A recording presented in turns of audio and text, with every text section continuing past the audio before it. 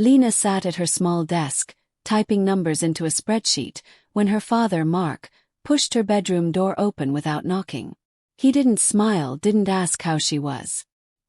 He simply dropped a folded paper in front of her and said, "Starting next month, you owe us $1,400 in rent. If you can't pay, you should find somewhere else to live." Lena frowned, thinking she misheard him. "Dad, what? Why would you say that?" Mark shrugged like he was discussing the weather. "You're an adult. Adults contribute." Lena felt her stomach twist. "I'm paying off $47,000 in student loans."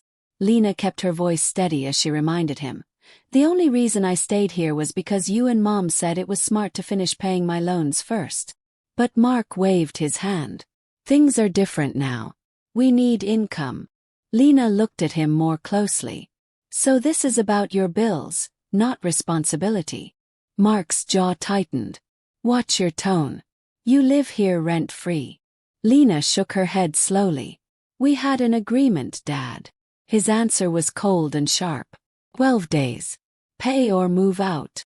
Lena stared at him, realizing he expected her to fold like always.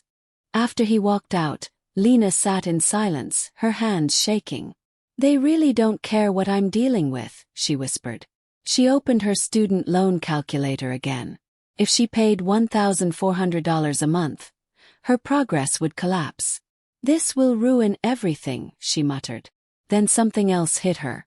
She grabbed her phone and snapped through her subscriptions: the family phone plan, the home internet, and most of the streaming services.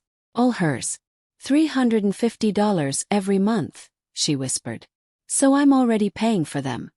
And now they want $1,400 more?" That evening, Lena walked downstairs and tried one last time. "Dad, what about $600? It's still a big help." Mark didn't hesitate. "No," Lena swallowed. "Okay. Then $800. Mark crossed his arms. $1,400. Final." Lena froze. In that moment she understood. Her dad wasn't trying to compromise. He wasn't trying to help her future. He wanted control. "Fine," she said quietly. "How long do I have?"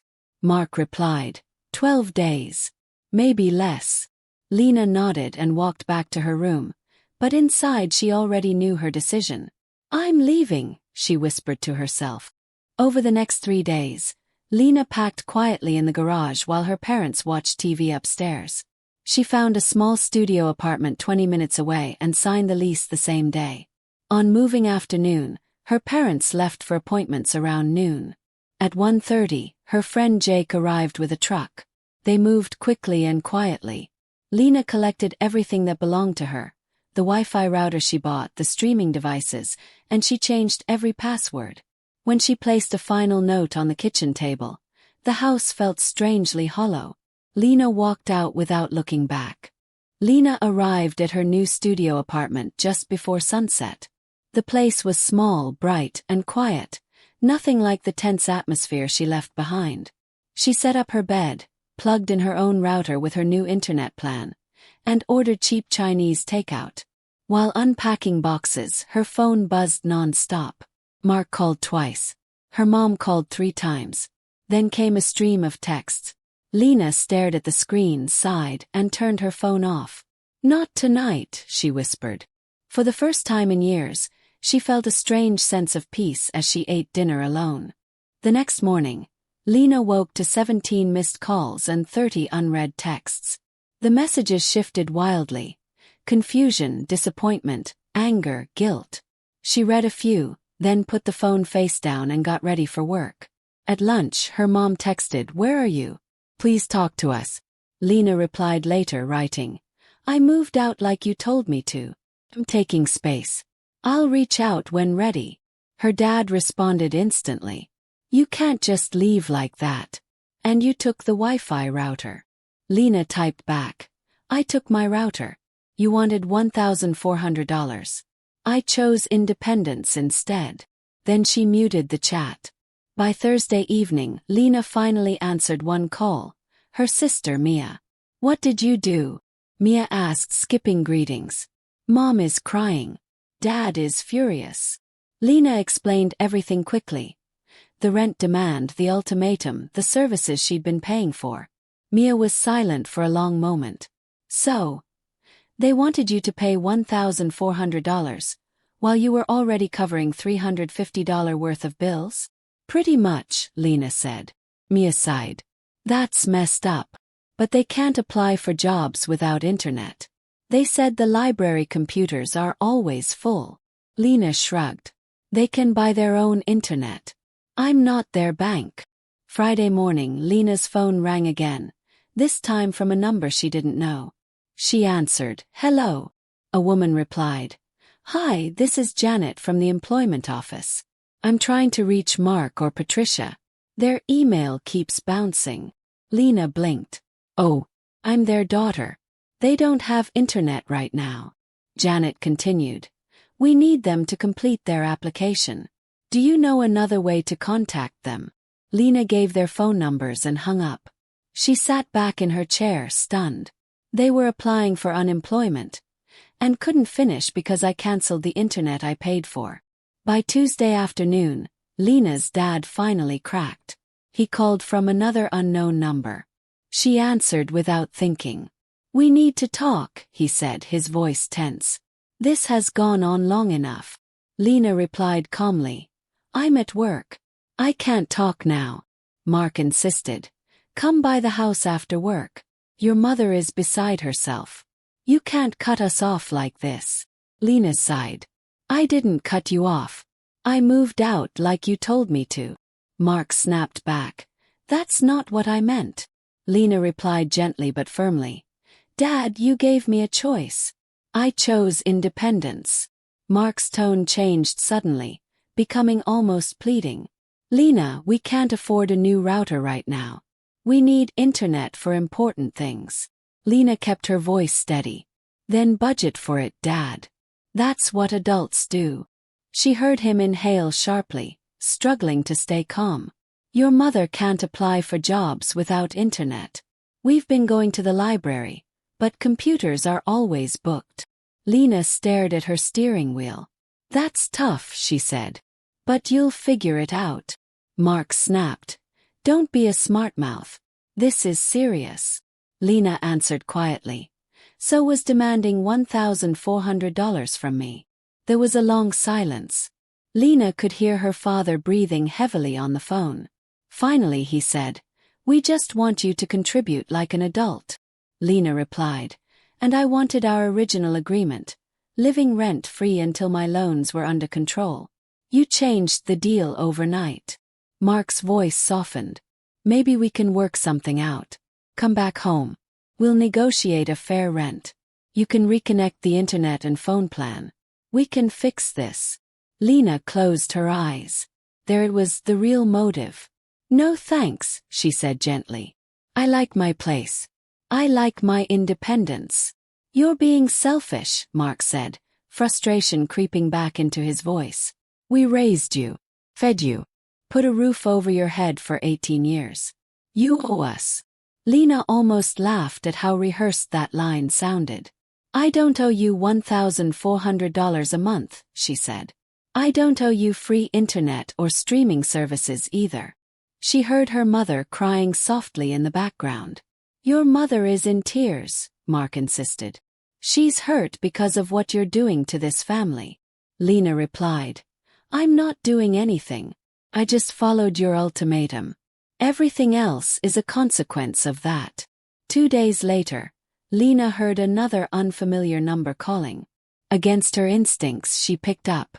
"Hey Lena, it's Uncle Daniel," her dad's brother said warmly. "Your father asked me to check in." Lena sighed. "Let me guess, he told you I abandoned them?" Daniel chuckled sadly. "Pretty much. So tell me your side." Lena explained the agreement, the sudden rent demand, the spreadsheet, the bills she'd been paying, and how she finally moved out. Daniel listened quietly. When she finished, he said, "Lena, you made the right choice. Their financial mess isn't your responsibility." Lena smiled faintly. "Thanks. I needed to hear that." Daniel continued, "Your dad left out a lot. He made it sound like you were living free and refusing to help. Lena rolled her eyes. Of course he did. Daniel sighed. Your parents need to learn to budget. And that boat. I told your dad he didn't need it. Lena laughed softly. Everyone told him. Before hanging up, Daniel added, I'll talk to your dad, but I won't pressure you. You're doing the right thing. After the call, Lena felt lighter. At least one person in the family understood her. She returned to her work feeling steadier than before.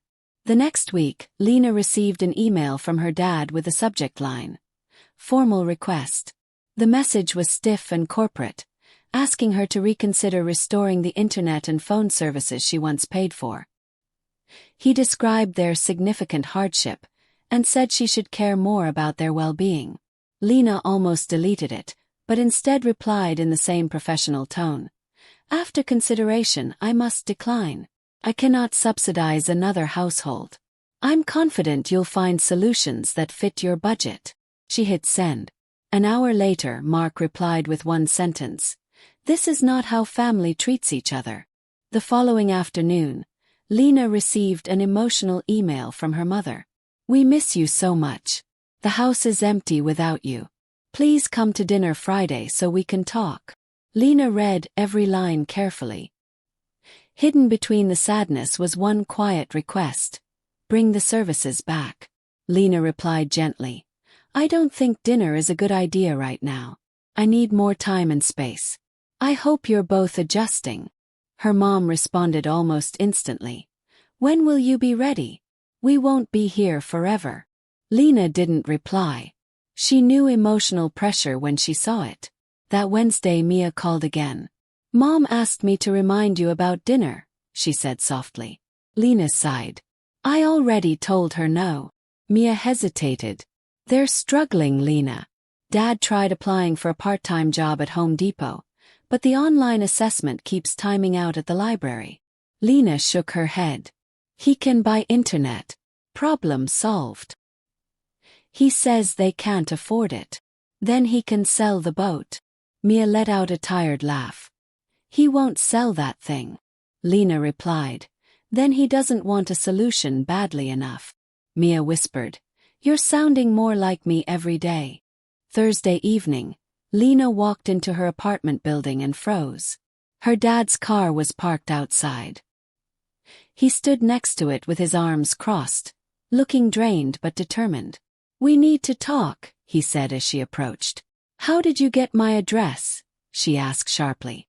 Your sister. Don't be mad at her. I pressured her. Lena clenched her jaw.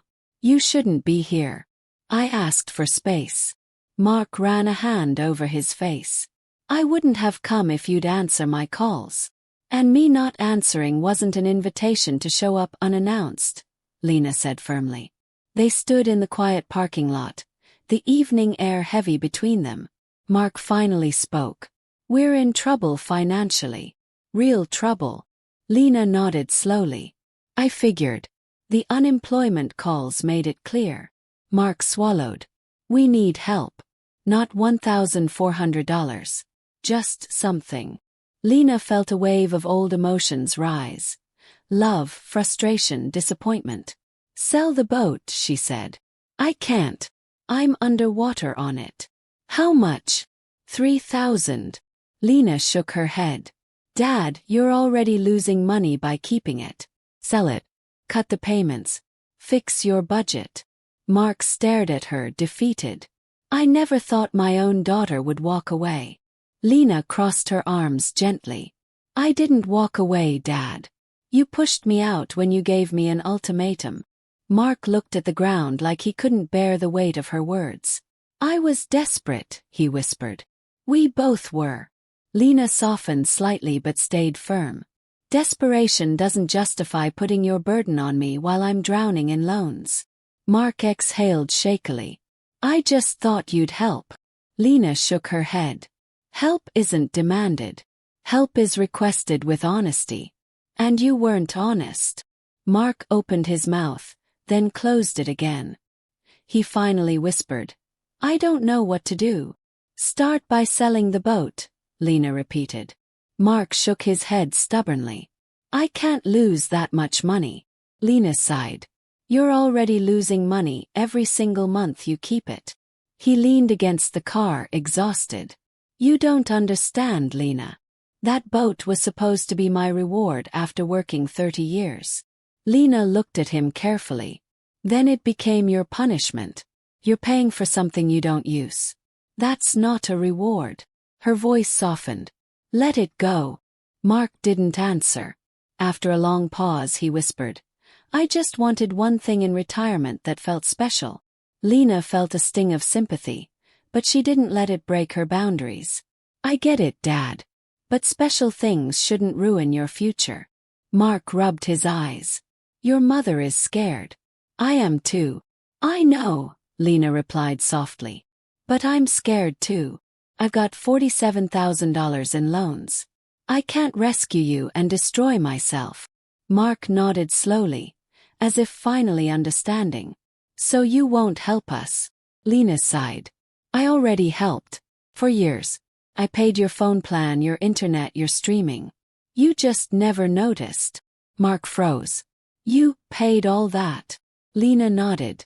Every month. A wave of realization washed over Mark's face. I didn't know, he said quietly. I thought those were basic household services. Lena replied. They were mine. All of them. You just used them. Mark looked shaken. Then, I guess we were depending on you more than we realized. Lena didn't speak. She watched the truth settle into him like a heavy stone. Mark finally whispered, I'm sorry. Lena nodded but didn't respond. She unlocked the door to the apartment building. I need to go inside now. Mark didn't move at first. Then he stepped back. Okay, he said softly. Good night, Lena. 2 days later, Lena received a short text from her mother. Your father sold the boat today. Internet gets installed Monday. Then another line. I hope you're happy. Lena stared at the screen. She typed back, glad you found a solution, and left it at that. The next morning her dad called. She hesitated, then answered. I got the Home Depot job, he said without greeting. I start next week. Lena smiled faintly. That's great, Dad. He continued, voice tired but proud. Your mom starts at the grocery store Wednesday. Lena nodded to herself. Good. I'm glad things are moving forward. Over the next few weeks, things quieted down. Lena paid her rent, worked, cooked simple meals, and watched her loan balance slowly shrink. Her parents didn't ask her for money again. They texted occasionally, short, cautious messages. Her sister Mia called sometimes with updates. Mom got Employee of the Month, Mia said one afternoon, laughing. She's actually good at customer service. Lena smiled. I'm not surprised. Mia added. Dad seems less stressed. He likes helping people with plants in the garden section. Lena listened quietly, surprised to feel something close to relief. I'm glad they're adjusting, she finally said. One day, Mia called with a softer tone. Mom wants to know if you'll come for Thanksgiving. Lena paused. That's months away. She likes planning, Mia replied. She says there will be no pressure. Just dinner. Lena thought for a long moment. Tell her. I'll think about it. Mia sighed with relief. That's all she wanted. When Lena hung up, she sat on her couch for a while. Part of her missed family dinners. The laughter, the chaos, the smell of her mom's cooking. But another part of her remembered the ultimatum, the pressure, the guilt. She whispered, one step at a time. Autumn arrived, and the leaves finally began to change. Lena kept focusing on her life. Work, budgeting, loan payments, small victories like cooking new meals or organizing her closet. She received occasional texts from her parents. Weather updates, pictures of their garden, random check-ins. No guilt trips. No rent demands. Just quiet. When Thanksgiving week came, Mia texted again. Dinner at 3 p.m. Mom's making turkey. No expectations. Just an invitation. Lena stared at the message for a long time. Finally she replied, I'll come. Her heart raced a little as she typed it. She wasn't sure how it would go. On Thanksgiving Day, Lena arrived at her parents' house with a store-bought pie. Mark answered the door. He looked older but calmer, like someone who had finally accepted reality instead of fighting it. "You came," he said softly. "Yeah," Lena replied. "I did." Her mom peeked from the kitchen, wiping her hands on an apron. She studied Lena for a second, then nodded. "Dinner's almost ready." The table was already set. Mia waved from the living room. It was awkward, uncomfortably polite but peaceful. For the first time in months, nobody brought up bills, internet, or rent. Just weather, work, simple things. After dinner, while Mia and her mom washed dishes, Mark approached Lena in the hallway. "I need to say something," he began. Lena held up a hand. "Dad, please," he said. "Let me finish." She nodded slowly. Mark took a deep breath. "I was wrong. The ultimatum, the rent, the way I handled everything. It wasn't fair. We were desperate, and instead of being honest, I tried to put the burden on you." Lena looked at him quietly. He continued, "I'm not asking you to move back. Or for money. I just want to say, I'm sorry." Lena exhaled softly. "Okay," she said. Mark hesitated, then added quietly, "I didn't realize how much we relied on you until you left. The phone plan, the internet, the streaming. We didn't even notice they were yours. We just used them." Lena folded her arms gently. "That's the problem, Dad. You didn't notice because you expected it." Mark nodded slowly. "I know. And I'm not proud of that." Lena looked at him for a long moment. "You can't put that kind of pressure on me again." Mark swallowed. "I won't. I promise." Lena didn't fully trust the promise yet, but she appreciated hearing it. Before Lena left that night, her mom handed her a small container of leftovers. "I made extra," she said quietly. Lena accepted it. "Thanks." Her mom surprised her with a quick hug that lasted a few seconds longer than Lena expected. "Come for Christmas if you want," she whispered. "No pressure." Lena nodded, unsure. "We'll see." When she reached her apartment, the silence felt familiar and safe. She placed the leftovers in the fridge and sat on her bed, replaying the evening. It wasn't perfect. It wasn't magical. But it wasn't hostile. And that, for Lena, was enough progress.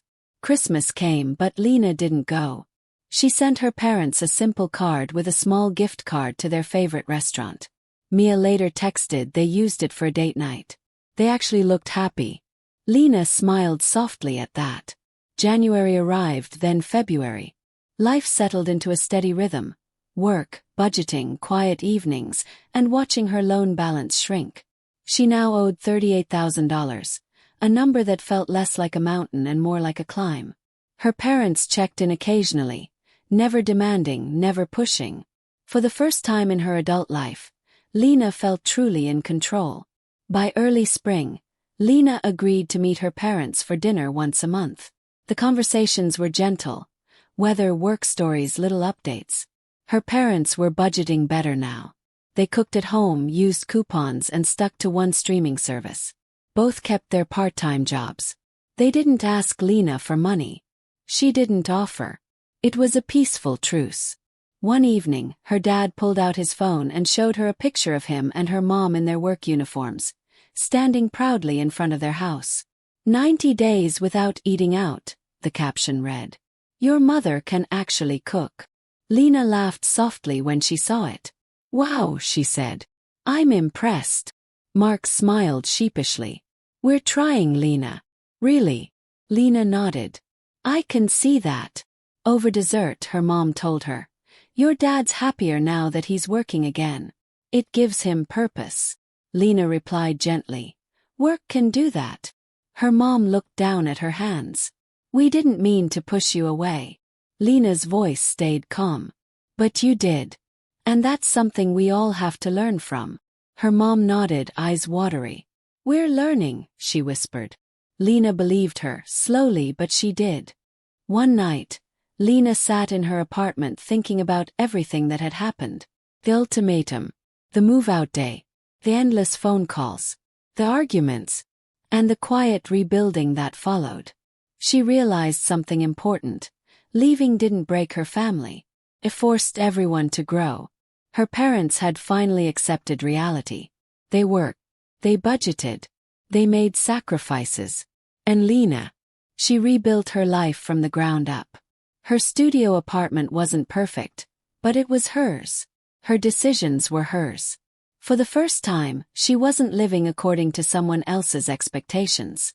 She whispered, "I did the right thing." Spring turned to summer, and Lena continued her monthly visits. The awkwardness slowly faded. Her parents stopped walking on eggshells, and Lena didn't feel pressure to fix anything.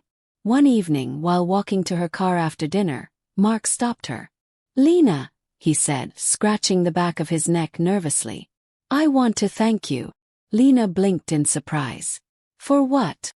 "For standing your ground," he replied. "You forced us to change. We needed that." Lena studied his face and saw sincerity she hadn't seen in years. "I'm glad you're doing better," she said. Mark nodded. "We're trying." "Really?" As months went by, Lena watched her loan balance drop even further. She celebrated milestones with small victories. New plants for her windowsill, a homemade meal she finally perfected, or a new budgeting habit that saved her extra money. She learned to enjoy her own company. She learned to breathe. And she learned that independence wasn't loneliness, it was freedom. Mia visited sometimes, bringing snacks and updates. "Mom says you look happier," Mia teased one evening. Lena smiled. "I am." For the first time in her life, the future felt bright, steady, and fully in her hands. By late summer, Lena's relationship with her parents had settled into something healthier. Less dependent, more respectful. They no longer expected her to fix their problems. They didn't call her in a panic. They didn't drown her in guilt. Instead, they talked like adults, equals navigating life separately but connected by choice, not obligation.